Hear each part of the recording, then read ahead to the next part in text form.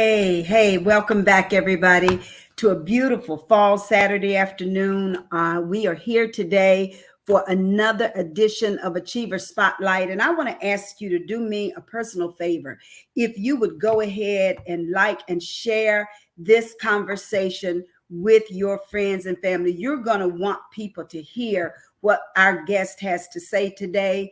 You don't want to be stingy. Please, ma'ams, and please, sirs, go ahead and like and share. We have a wonderful guest with us today. Her name is Mrs. Sharelle Carper. She is a retired air traffic controller. She is the president, currently serving as the president of the National Association of Negro Business and Professional Women. And even today, as we prepare to have this conversation, she is out participating in a walk. So she's not sitting down. She's very busy. So I'm grateful that she made time to talk with us today. She is what I call my sister from another mother. She and my sister, BJ, have been friends for more years than either one of them probably want to count. They've shared many adventures together. And so I am delighted today to welcome Sharelle Carper to Achiever Spotlight. All right, let me bring you in. All right, come on, let's go. Let's bring, there you are. There you are, Sharelle. It's good to see you. I'm going to make sure, there we are. That's even better. And she's out and about. Her hair is blowing because she actually is in outside. Can let's say something so I can be sure we hear you. Hi, Oh, there. Okay. everyone. Hope everyone can hear me. I am now at I'm actually in Washington, D.C. Right. We had a walk today for FGM, but I'll talk a little bit about them a little later. And Okay. I'm now at the Korean Memorial, and I don't know if you can see it behind me, but this is the fountain, and this is the Korean Memorial, where every state in the United States is circled, and a monument for each state is here. So let me see if I can't turn it around, but I'll show it to you. Okay. Oh my gosh. There are people. Oh, that's beautiful, Sharelle. Share this live, guys. This is a fascinating day and a fascinating conversation. So you're going to get to see and hear some things that you probably are not that familiar with. And that's what we want to do. Oh my goodness, Sharelle. How many people participated roughly in the walk today? We had about 40, 50 people in the walk today. Okay, Yes. wonderful. Well, let's just jump right in. And there's sort of three things that we want to talk about, but I do want you to just share with our viewers today why you are walking. Let's start with that. Okay. All right. So I don't know if our listeners or our viewers are familiar with F as in Frank, G as in good, M as in Mary. Okay, And it's FGM, which stands for female genital mutilation. right, And it's the cutting of young girls to cut their clitoris, I'm sorry. And people are listening to what I'm saying, but anyway, um, the vagina part. And the purpose of it is so that the young girl will not have any pleasure when having sex. And it's all about the male. And it's very, very painful, of course. now, Sharelle, I understand as I've read about this over time, and I'm not all that well versed, but what I've read is I understand that they actually do this with no anesthesia. No anesthesia. The tools that are used are normally a straight razor blade Mm, to cut these young girls. And it's normally done by a relative that these young girls trust, uh, an aunt, an elder in the family, grandmother. And what it's called is they take them, it's called taking them into the bush. You know, they wake them up in the middle of the night and they take them into the bush and they perform these horrific acts on these girls. Now, there's no medical reasons for this, of course. As I explained, it's so that the girls will not experience any pleasure in sex, so that when they get married, it's all about the male having the pleasure. It's a it's ritual. It's practiced in several countries in Africa Right. and some countries in Asia, and it's a culture thing, and it's illegal in this country. However, there are doctors who are practicing the surgical demise of these girls, the cutting as it's called. And they caught one couple in Detroit, and but they were not uh, prosecuted because in the state of Michigan, um, there are no laws about it. However, there are 40 states in the United States where it is against the law, and the more women hear about it and what's happening to these young girls, the more women are getting involved and taking it to their legislative branches to have a law passed so that it will no longer be able to be practiced in that state. So I live in the state of Virginia, and this organization that I'm working with did a lot going to Richmond, which is the capital of Virginia, and talking to our political leaders, officials, and we're able, after years of fighting, uh, had been able to have it passed here in Virginia as being illegal. On the federal level, there is a, um, a bill 6100 that has been introduced by Sheila Jackson Lee, Congresswoman Sheila Jackson Lee. So it's uh, it's progress. The money that we raise is used to find to do surgical procedures to correct the damage that is done to mostly women now. They're young women because as a young child, of course, you don't know Right. Right. what has happened. And so, So if you've never heard of this, if you're listening and you've never heard of this, research it, look it up. But this is a barbaric, as far as I'm concerned, torturous ritual that women, young girls in many countries, as Sharelle has said, in Asia, in Africa, and even in the United States, because people who migrate here from these countries right, still believe in these rituals, and they still, even though it is technically illegal here, it's still happening. It's called FGM, female genital mutilation. It is barbaric.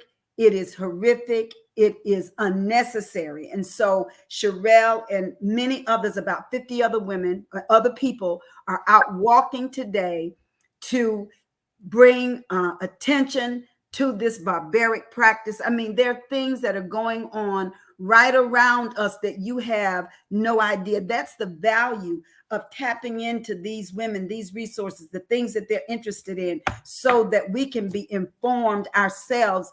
And listen, we have to. And Sharelle is herself excuse me, a committed Christian.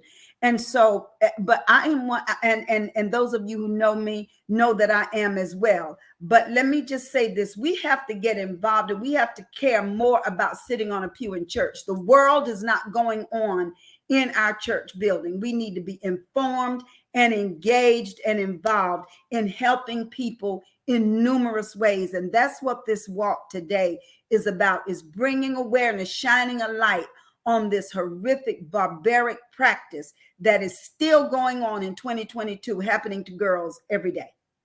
So thank you, Sharelle, for sharing that with us. We have so much. I have so many questions and so much I want to talk about, and so little time.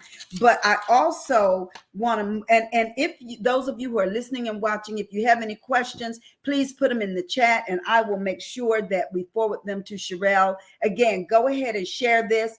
I want you to talk briefly, if you would, about your years when you and BJ were coming up as air traffic controllers. What was that like? I was telling them as we were preparing for this conversation, these two women landing planes, Lord help. Yes, and Tell us about that. that's what he did. The Lord helped us to get through. Yes, So I met my sister from another mother, BJ. We've been friends for over 50 years, yes, but we we met in Oklahoma City. yeah. That is the school for the air traffic control uh, in Oklahoma City, Oklahoma. And the program that we were in was for minorities Okay. with zero knowledge of aviation. Mm. Um, and we had to go to school in Oklahoma. So she was in Atlantic City and I was in Brooklyn, New York. Both of us coming out to Oklahoma City where we were definitely in foreign land. But we had to go to school for 17 weeks. And it was it was very challenging. I mean, it was an experiment. You had to have been working for the government in another agency of the government because we were hired by the Federal Aviation Administration. And as I said, it was challenging. The class was made up of all of minorities and female. Oh, And wow. the females, there were a few, there were more, excuse me, there were more men in the class than, of course, the women. But of course, BAJ and I, we bonded. And she was being sent to Boston, Logan Airport, and Yeah. I was sent to LaGuardia, and two of the busiest airports in the country. My goodness. But we fooled them because the plan was okay. We've hired some minorities and females, but you see, they weren't able to stand the test of time. Little did they know. Oh yeah, they had the wrong ones. Yeah, you know. But I thanks be to God, BJ and I. At that time, it was Eastern Airlines flying back and forth shuttles to Boston, and there weren't very many female air traffic controllers. So the pilots got to know us for Eastern Airlines because BJ would send me a message via the pilot, and I would send her a message. But it was challenging. I was the only female at LaGuardia. Um, Wow. The only female, were there any other black people, any black men or there were let me see, there were about 5 black men okay. and one Hispanic. But you know, Faye, when you come in profession and you're the only woman, Yes. Oh, I you know. either get discriminated against. You either your black counterparts also feel as though they Yes. don't belong there Yes. as well. So I got the double whammy. Yeah. But it, you know, it by the grace of God, I was able to survive. Um, LaGuardia, of course, is a very, very busy airport in New York City. And me coming out of Oklahoma City 17 weeks, and they put me in one of the busiest airports. It was, like I said, it was supposed to be a test. And, you know, our tower, when you see the control towers, the windows at the top, that's actually where the controllers are controlling traffic. But in between there are no floors. And our office was located on the 6th floor. And then right underneath the tower were the restrooms. Well, of course, when I got there, both of the restrooms were for men. Mm-hmm. And so if I wanted to go to the restroom, I had to go down to the 6th floor until I finally raised the issue that this is not fair. And I understand that there are 35 or 40 other men, just one need, but it's not fair that I have to wait, come down a flight of stairs, wait for the elevator to go down to the 6th floor to have to go there. It reminded me of Hidden Figures. Hidden Figures. That's exactly what I was thinking about. Yeah. Yeah, so they finally came to their senses, and thank God 2 other women came later on, but that's something that I had to experience. I just thank God for having men there that did understand that, it just wasn't fair to have her go through this.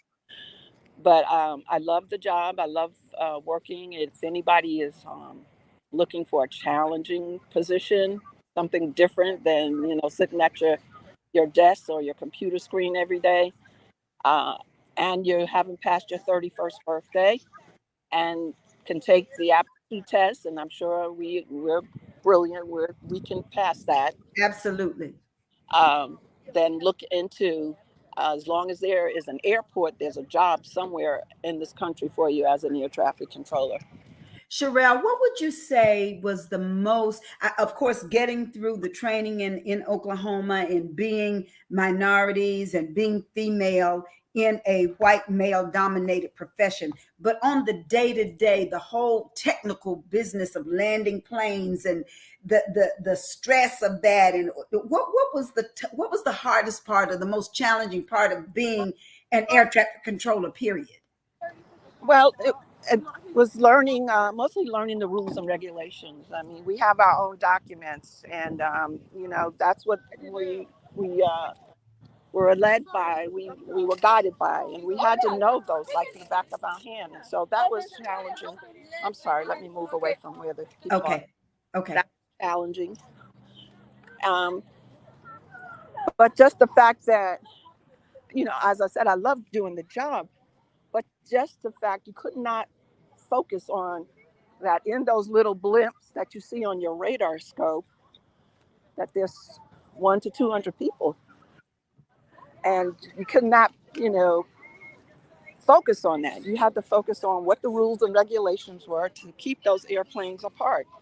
And so it was 3 miles and 1,000 feet was the rules. And as long as we did what we were supposed to do and kept the rules and adhered to the rules, we were safe. We were good. And it was So the rewarding. rule was planes had to be 3 miles apart and 1,000 feet. 1,000 feet horizontal, yes. Okay. So, and now think, as you think about that, though, in an airport where planes are landing every minute almost, that had to be tough.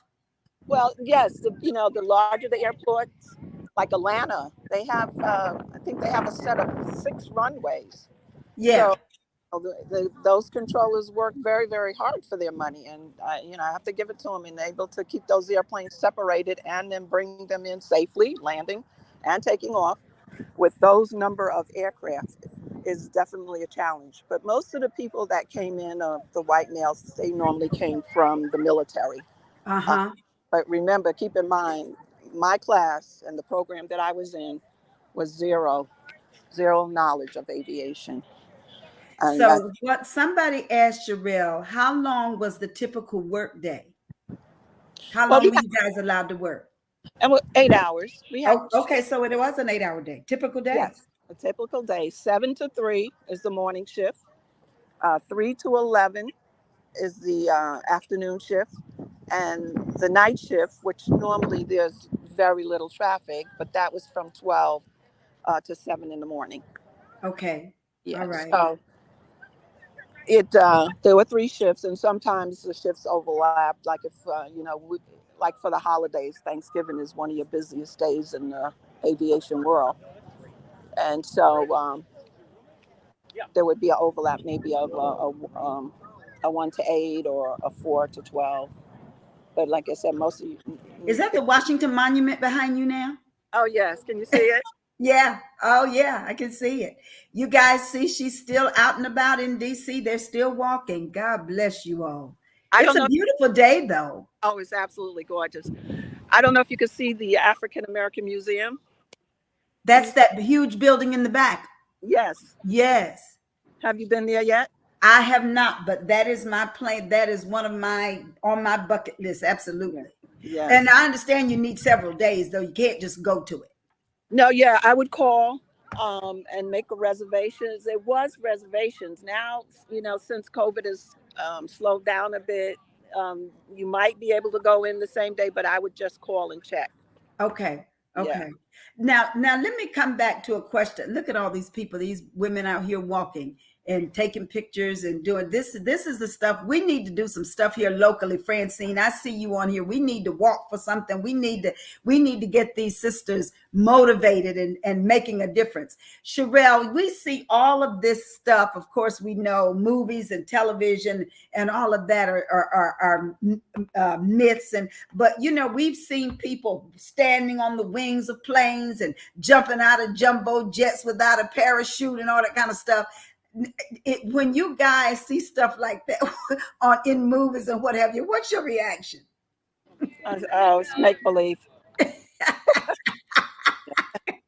Yeah, it's good for the movies. Yeah, but no, that does not actually happen in real life.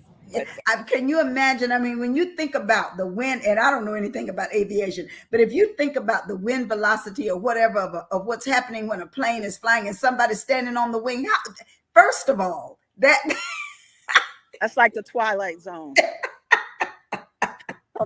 Yeah, that's not real. But I don't see. I'm near National Airport. Let me see if you can see behind me. There's an airplane plane coming in now. I don't know if you see it. No, I can't see it. Maybe somebody can see it. But it's such a beautiful day. I am so happy that you guys are out walking for this cause, female genital mutilation. Look it up.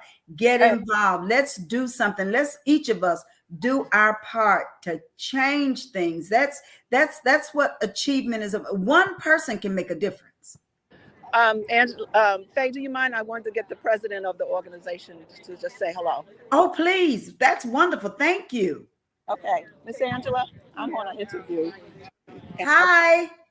Hello. Hi. How are you? What a pleasure to meet you.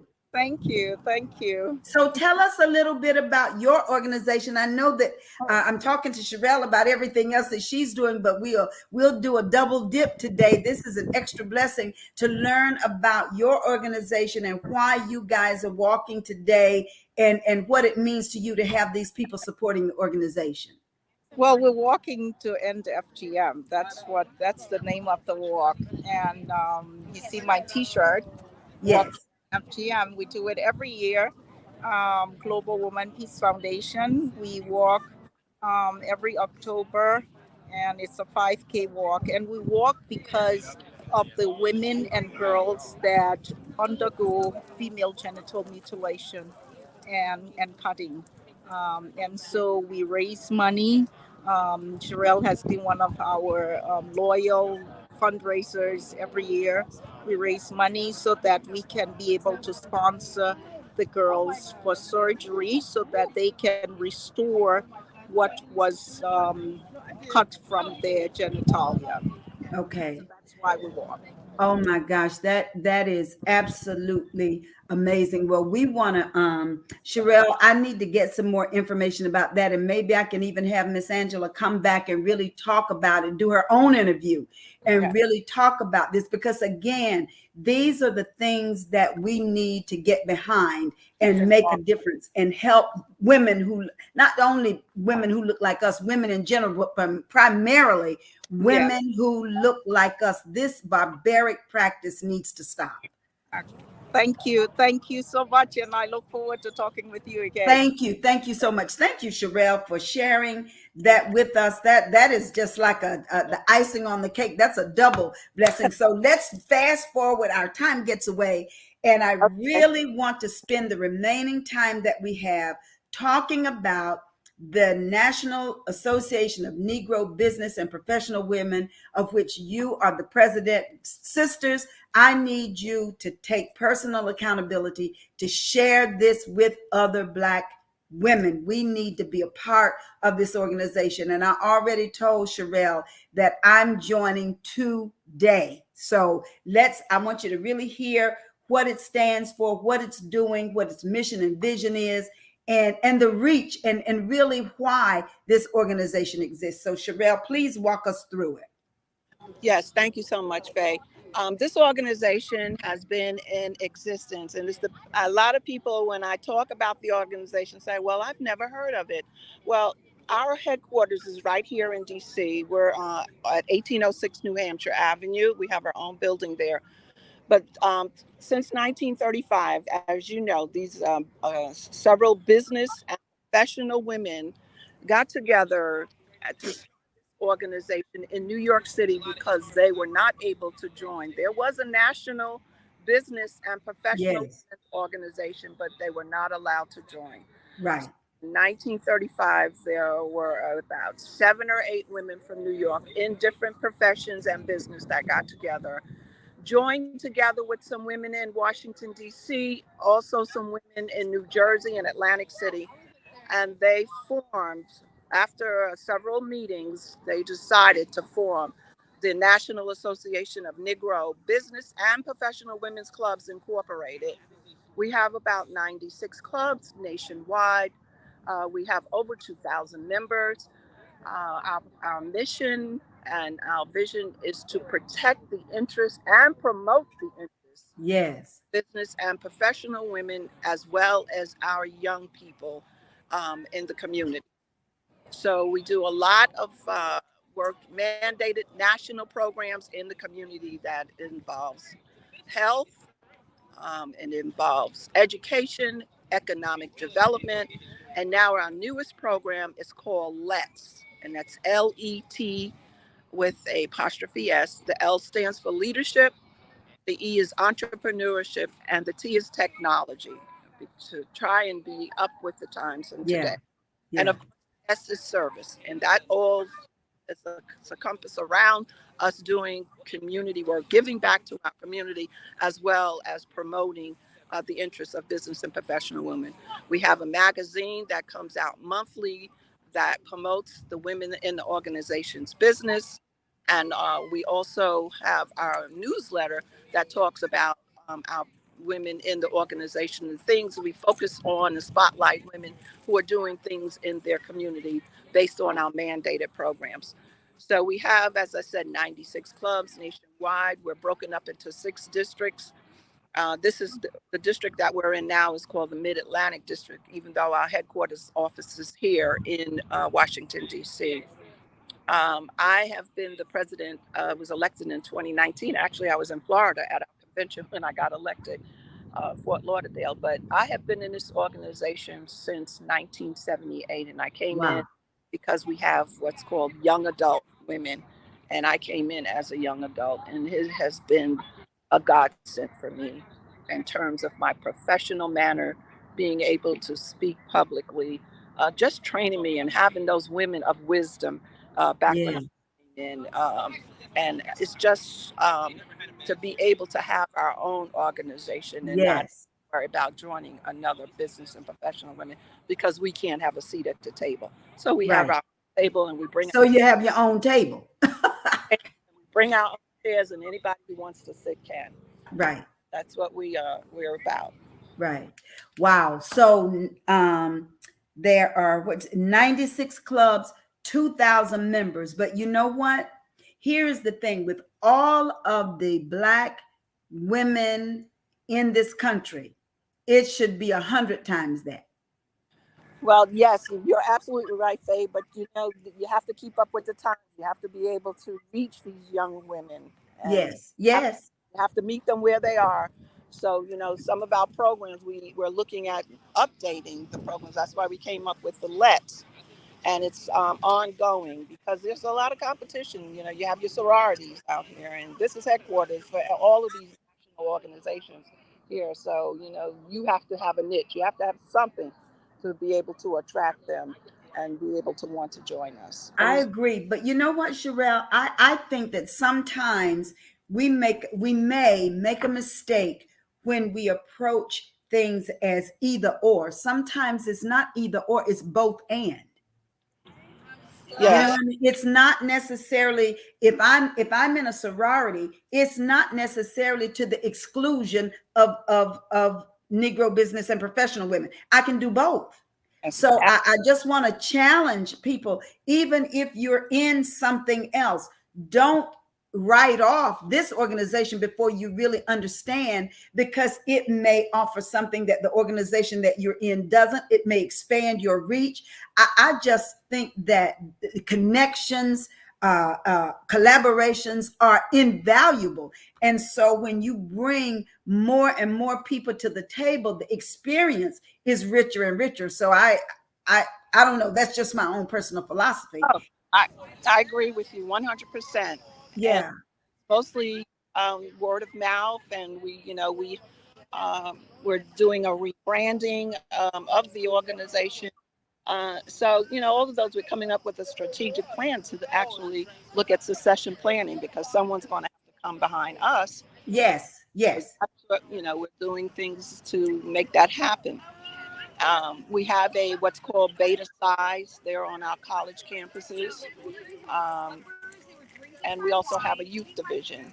And so my club is located in Northern Virginia, and we have about in the DMV area, there are about 4 or 5 clubs located in this area. Okay, so if I and you can, as you can see, the information is scrolling across the bottom of the screen. The National Association of Negro Business and Professional Women's Clubs. You can contact President Carper. There's a website there. There's an email, national president at nanbpwc.org. So listen, I would ask you at a minimum, explore, ask the questions, get the information. If I wanted, since I want to become a member today, walk me through what does that look like? How do I do that? Well, the first thing you would do is that you could go to our website, and we have a Okay. button there that says join us or if Okay. interested. And there's an application that you would fill out on site on the website, and then Okay. go to our director of membership, and from there someone would contact you. But at the same time, I can give my number. If anyone is interested, they can call me and I will direct them based on where they live, because we have about 4 or 5 clubs in Florida area. But based on the location, I would direct them we have what's called governors over these 6 regions. We have 6 districts. I'm getting my organizations confused. I'm a member of NCNW as well. But we have 6 districts, and we have the Northeast District, that's clubs in the New York, Boston, those areas, northern United States, northeast United States. And then this is the Mid Atlantic, and we go from southern New Jersey to um, Newport News, Virginia, in that area. Then we have the Southeast District, and that's from Western Virginia down to Florida. And also, oh, I'm sorry, it goes there past there because Mississippi is in that area, as well as Memphis and Tennessee and Alabama. And then we have North Central area, which is Michigan, Chicago area, Illinois, and that area. And then the other district is in the Western District. And we have a club in San Francisco and Reno, Nevada. And then we just have a new club that opened up, started in Denver, Colorado, which is where our national convention is going to be next year in July. So we have those 6 districts, and over each one of those districts are governors, and we Okay. have one international district, and that governor is involved with programs that we have in Ghana. Most of our programs are in Ghana that we have there. We have Okay. opened up 6 water wells there in Ghana, so we're doing some work in Ghana as well. Okay. So listen, if you are interested, now let me ask you this before I ask this. The time has gotten away. I try to keep this with under an hour, at least 45, mostly 45 minutes. So we're cutting it close. But if someone, what kind of woman, is there a particular profession? What kind of woman is a good candidate for this organization? Well, if she's in, so one of the requirements, or 2 of the requirements, you can join the organization via 2 ways. If you have your own business, um, and you want to come in the organization, you can come in via business owner, and you would need a degree Okay. and your business certificate. If you come in as a professional woman, you would need your degree and just a copy of your resume. And Okay. those are the 2 things. And then, of course, somebody would be your sponsor, and um, that person would, recommend you to come into the organization. Okay. So it's not very hard. Those are the type for women that we are looking, and one who is interested in giving back to the community, Right. because we realize that it's not all about us. Bye bye. That it's not just about us. Is that, the reason why we got to where we did was there was somebody looking out for us. Absolutely. So there were classes being given for air traffic controllers in New Jersey in a church with other senior air traffic controllers. And so these are some of the things that we continue to do because Right. we were able to get in. So you can't get in and forget about pulling somebody up behind you. That's what our goal is. And so the same thing with what the things that we do in the community to talk about women who are in professions and business and have where young women, young girls need to hear what they're doing. And so that's some of the things, that we do in the community. We work with domestic violence. Bye bye. So wonderful to meet you. Yes, say hello. I'm on Hi. All right. How are you? Great. How are you? Johnson. I'm from Phoenix, Arizona. Oh, well, God bless you. Welcome to DC then, even though I'm in Florida. You. And this young Hi. Hi, how are you? Fine, thank you. And you? I'm good. Now, where are you from? Montreal. Montreal? Yes. Oh, okay. These people came from everywhere for this walk. That's amazing. That's wonderful. Nice to meet you. Nice to meet you too. You said you work in PwC? Oh, maybe I heard it back. PwC, National Association of Negro Business and Professional Women. Okay. She has my card. Okay, good. Yeah, Okay, good. Thank you. Okay. Take care. All right. Bye bye.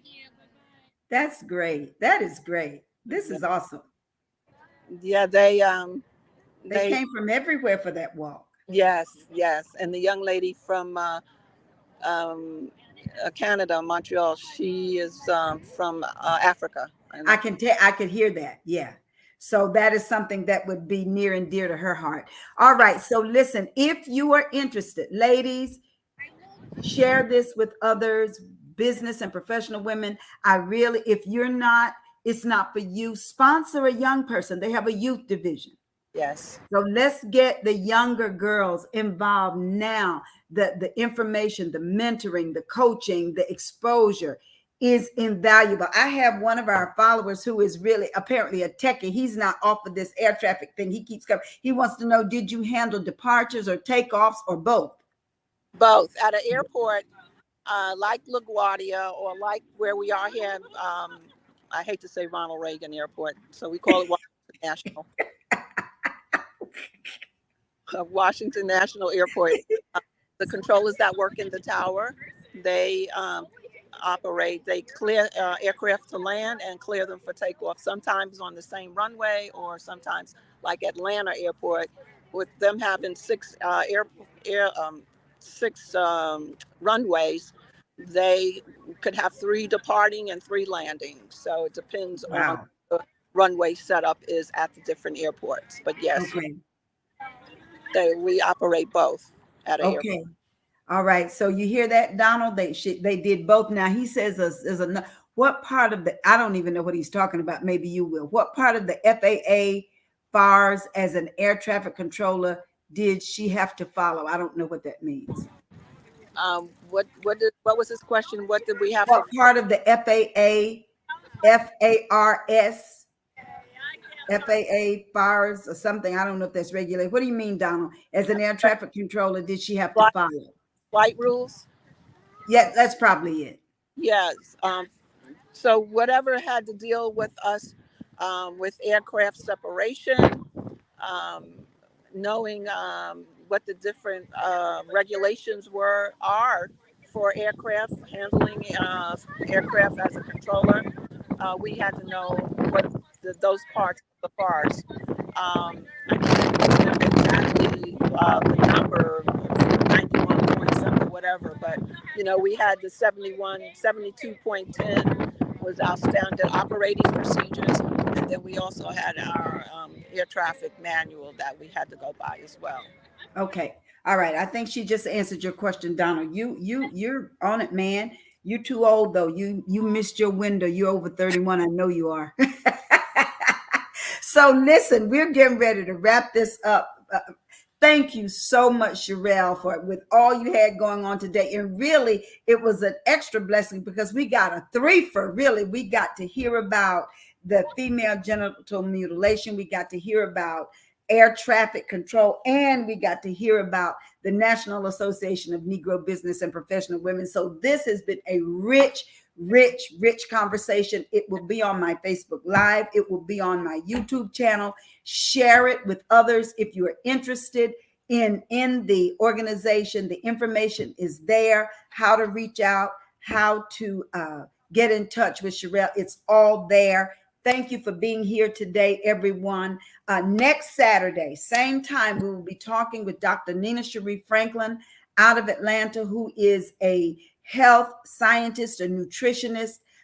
She's the salad lady. She is just brilliant, and she's going to help us be healthier. So you don't want to miss that conversation as well. Sharelle, I'm going to let you have parting comments before we go today. And yes, indeed, I see your pen. Please vote, everybody. Yes, Lord, please vote.